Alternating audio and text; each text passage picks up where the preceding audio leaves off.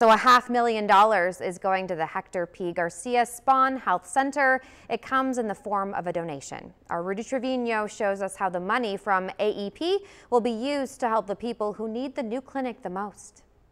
On behalf of the AEP Foundation, to award the Christus Spawn Health System with a check for $500,000. It's a massive check, not only in stature, but in quantity. $500,000 that not only gained AEP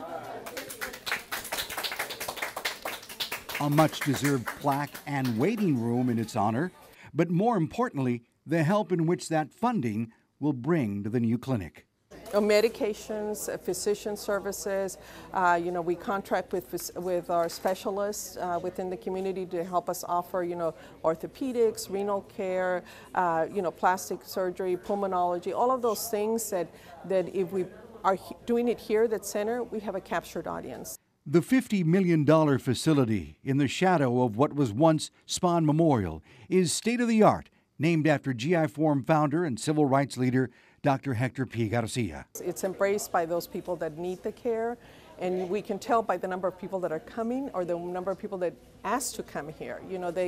They have migrated from some of our other centers because this center is so special and it offers so much within the walls of even just this one opportunity that we have.